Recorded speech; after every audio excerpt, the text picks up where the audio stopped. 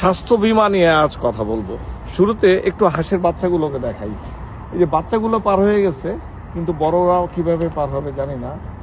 যাই হোক, এটা পরিবার হাঁসের, কত সুন্দর। বা ছোটগুলো উৎসুক বাচ্চা উপর দিয়ে চলে গেল। আমার ধারণা এরাও যাবে, যে খুব উৎসুক বাবা মা।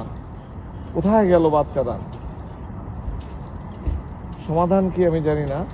যা বলছিলাম, দর্শক মণ্ডলী, স্বাস্থ্য বীমা নিয়ে কথা বলবো আজকে। বাংলাদেশে একজন কন্টেন্ট ক্রিয়েটার, তারা আমার ধারণা উচ্চবিত্ত মানুষ। দেখুন, তারা স্বাস্থ্যের একটি ইমার্জেন্সি সিচুয়েশনে পড়েছে। তো কি হলো, প্রথমে তার বাবা বললেন জমি বিক্রি করবেন, জমি বন্ধক দিলেন। তার দাদির কিছু ফিক্সড ডিপোজিট ছিল। আচ্ছা, ভারতে নিয়ে গেলেন, কারণ সিঙ্গাপুর থাইল্যান্ডে অনেক খরচে। এরকম একটা ট্রান্সপ্ল্যান্ট, লিভার ট্রান্সপ্ল্যান্ট বা লিভারের এরকম চিকিৎসা আইসিইউতে খরচ হয় 8 থেকে 10 কোটি টাকা। কজন মানুষ বাংলাদেশে দিতে পারবে বলুন, যদি 1 মাস থাকে? শুধু এয়ার অ্যাম্বুলেন্সের খরচই প্রায় 50 লক্ষ টাকা, এই আর কি। তো এই গেল উচ্চবিত্ত। আচ্ছা ঠিক আছে, তারা এয়ার অ্যাম্বুলেন্সে চলে যাবে। মধ্যবিত্ত কি করবে? ঢাকা মেডিকেল অথবা বাংলাদেশে স্কয়ার, অ্যাপোলো, এই রেঞ্জের হাসপাতালে তারা না হয় 1 মাস, তারপর কি করবে? কোনোভাবে যদি আইসিইউতে ভর্তি হয়, সব শেষ। নিম্ন মধ্যবিত্ত এবং গরিবদের ঢাকা মেডিকেল কলেজ কতদিন? আসলে বাংলাদেশের এই স্বাস্থ্য সেবাটা, আমার বিশ্বাস, হাসি বাচ্চাগুলো চলে আসছে, বিউটিফুল। সবাই আবার ফেরত আসছে, বাবা মা খুশি, তাদের নিরে ফেরত যাবে। যা বলছিলাম, সরকারের একটা ভূমিকা থাকতে হবে, থাকা উচিত। শুধুমাত্র কয়েকটা মেডিকেল কলেজ করে দিলাম গরিবালয়, সেখানে আশা করব সবাই গিয়ে দেখাবে, এটা সম্ভব না। বাংলাদেশে ঠিক একইভাবে গাড়ির বীমাও নেই। একটা মানুষ 1 কোটি টাকা দিয়ে গাড়ি কিনবে, পানিতে পড়ে গেল, শেষ। একটা মানুষের গায়ে উঠিয়ে দিল, মানুষটা আল্লাহর উপর ছেড়ে দিবে, কোনো বিচার হবে না, মরে গেল, তার পরিবার ফকির হয়ে গেল। এভাবে চলতে পারে না। সারা দুনিয়া একটা বিমা করে রাখে, ইন্স্যুরেন্স বলে, তারপর সেটা ব্যবহার হয়, যেন কঠিন সময়ে জমি বিক্রি করতে না হয়, সঞ্চয় শেষ করতে না হয়।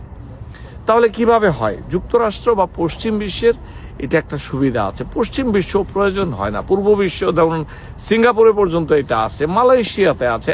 আমরা পারি না কেন? I just don't know.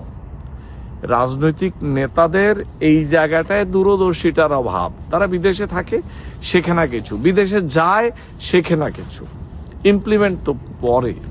আমি যুক্তরাষ্ট্রের কথা বলি। সরকার যখন একজন মানুষ সারা জীবন চাকরি করে, তারা যখন 65 বছর হয় রিটায়ারমেন্টে যায়, তাদের ওই চাকরির সময় একটা ফান্ড দিয়ে একটা ইন্স্যুরেন্স কেনা হয়, যেটা যে কেউ 65 হয়ে গেলে সেই ইন্স্যুরেন্স অটোমেটিক পাবে, মেডিকেয়ার বলা হয়। আবার গরিব যারা আছে তাদেরকে সরকার থেকে একটা ইন্স্যুরেন্স দেয়া হয়, যে তারা অ্যাপ্লাই করবে, তাদের ট্যাক্সের টাকা ম্যাচ করে দেখবে যে তারা গরিব কিনা, অটোমেটিক দিয়ে দিবে। মধ্যবিত্তরা তারা অল্প একটু টাকা দিয়ে একই ইন্স্যুরেন্স কিনতে পারে। আর যারা উচ্চবিত্ত, তারা জবের থেকে, কাজের থেকে ইন্স্যুরেন্স নেয়, অথবা তারা এটাকে কেনে।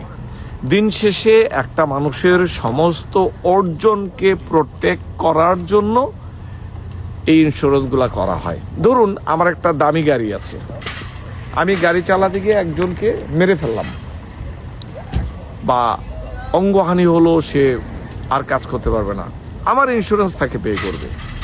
অথবা আমি একজন গরিব মানুষ, আমি রাস্তা দিয়ে হাঁটছি, আমাকে একটা গাড়ি মেরে ফেললো, আমার পরিবারকে যত টাকা প্রয়োজন দেবার একটা নির্দিষ্ট নিয়মে সেই ইন্স্যুরেন্স দিবে ওই গাড়িওয়ালার।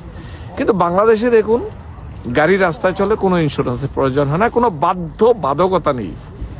ঠিক একইভাবে স্বাস্থ্য বীমা নেই।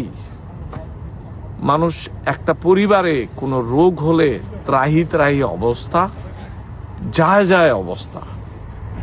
এখান থেকে উতরাতে হবে। রিয়েল লিডারশিপই একমাত্র পারে এই জিনিসগুলোর অভাব দেখতে। কয়েকটা সরকারি হাসপাতাল করে ফেললেন, আর মানুষ গিয়ে এটাতে হুড়মুড়ি খেয়ে কয়েকটা ট্যাবলেট নিয়ে আসলো, অথবা আপনার মন্ত্রী এমপি পরিচিত না থাকলে আপনি আইসিইউ বেড পাবেন না। এটা হতে পারে না। এটা প্রত্যেকটা সরকারই এটার জন্য দায়ী।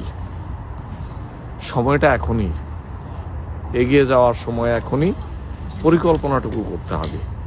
অর্থ এমন কোনো ব্যাপার না, মাথায় যদি আসে ব্যাপারটা চালু করা যাবেই।